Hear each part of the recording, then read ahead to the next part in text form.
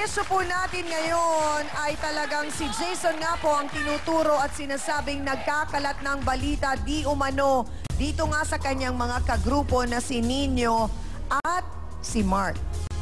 So, sino ang naging unang jowa ni Sally? Si Nino. Okay.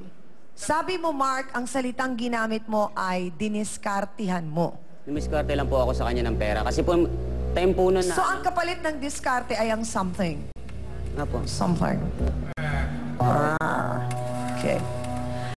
Bakit hindi na lang kayo maghanap ng ibang matinong maayos na trabaho? Biglaan po kasi yun eh. Time po ng dance contest po kasi. Oo. Eh, kailangan po ng pangkota, ganyan. Tapos, So, ang yun lang pagkota po ay naisip. magkano? 300 po yun. Okay. Tapos yung binayad niya po sa akin is 300 lang rin po. So, maliban sa pagsali-sali sa mga dance contest, wala na kayo ibrabaho? Wala na po. Okay. So, tumutulong kayo sa pamilya ninyo? Opo. Tumutulong kahit paano? Sa sayaw lang po. Kapag Okay. sayaw. So, gaano kadalas kayo nakakasali sa contest? Bihira lang po eh. Pagka ano. Magkano kinikita nyo dyan?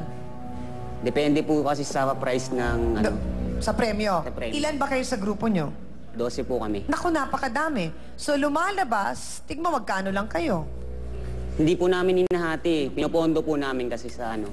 So, paano kayo, anong tinitake home ninyong pera? Wala. Ano binibigay sa mga magulang nyo? Wala, nakakaintindi naman po kasi sila na ano eh. Sayaw lang talaga po. Gano'n nakatagal tong grupo nyo? 4 years na po. Oo. So, paano napasok si Sally sa grupo ninyo? Paano siya nakapenetrate dito? Taga doon siya sa inyo? Hindi po taga ron yun eh. Oh, nanonood sa mga contest Apa, nyo? ganun po. Hanggang sa nakabarkada nyo, nakainuman ninyo? Nakainuman po. Okay. So, sa makatuwid, Mark, alam mo na may pera si Sally. Alam ko po na may pera siya. Hindi kaya gawa-gawa mo lang din yun, Jason, para talagang mapalayo na si Mark at si Nino kay Sally at masolo mo si Sally?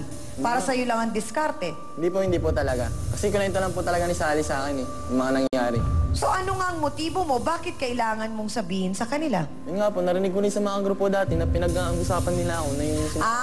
Kasi nga, kinakalat nyo na Becky siya. Kaya parang gumanti lang siya sa mga bali-balita. Pero ang nakakaloka dito, Doc Marge, kasi parang, di ba, ang mga lalaki talaga, parang napaka-big thing sa kanila na pinag-uusapan yon. Na pare, yung sa'yo, ganito lang, yung sa akin, ganito, bakit ganon? Di ba? Parang malaking bagay ba yun sa kanila? Sa mga lalaki, malaking bagay yon. Sa karamihan ng mga lalaki. Sa karamihan ng babae, mas mahalaga kung magaling naman yung lalaki sa pagroromansa, kung sakaling titingnan yung pagsisiping, kesa sa gaanong kalaki yung ari nila.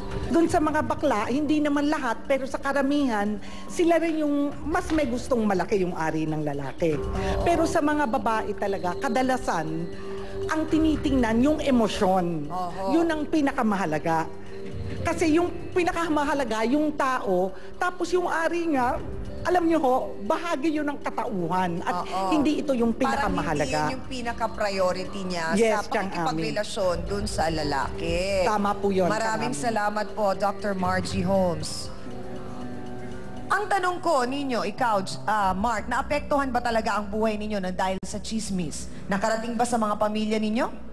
Hindi naman po. Naasar lang po kasi kami. Kasi pati po sa mga tropa namin babae, eh, syempre po babae po yun eh. So parang ang lumalabas na Sinisiraan po naaalas ka kayo kasi Opo. sobra.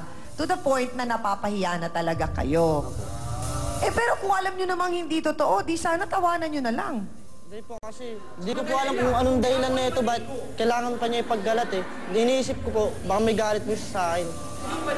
So bakit hindi mo lang kinausap si Jason at tinanong mo kung talaga bang may galit siya sa'yo? Yes po, mag-uusap po dapat kami. May practice po nun.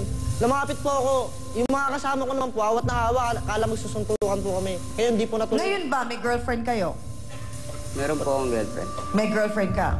Okay. Naapektuhan ba dahil sa issue? Hindi niya po alam. Hindi niya alam. Ikaw, Nino, wala kang girlfriend.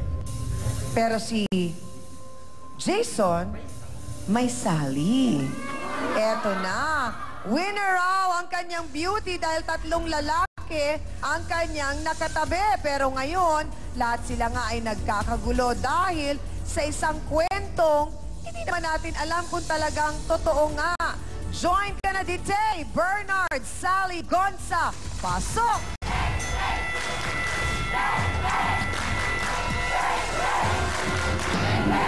Sandali lang! Oo.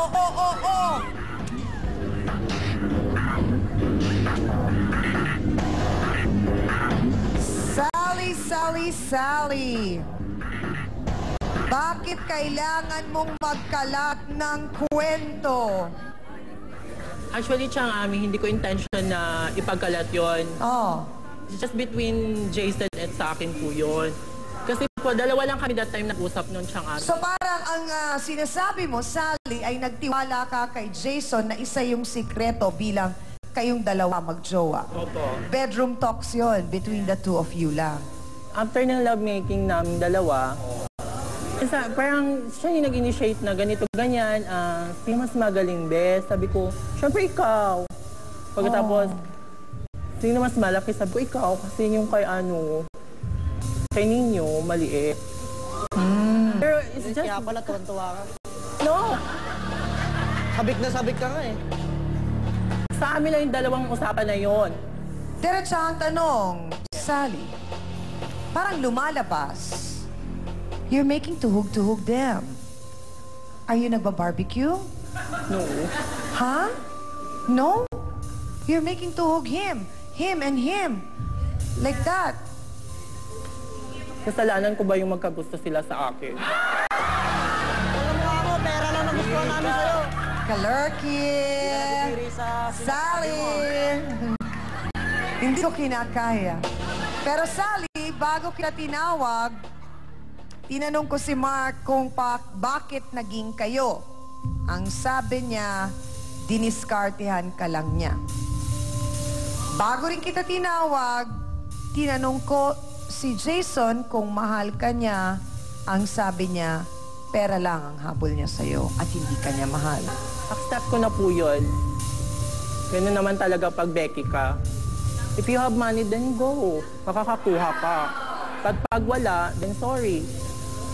Hindi ko kinakaya ang fighting spirit ng ating kapatid na si Sally at parang inggit na sa kanya ang mga Becky. Diyan lang kayo, marami pa tayong aalamin mula sa kanya sa pagbabalik po na nag-iisang talakserie sa telebisyon, ang Face to Face.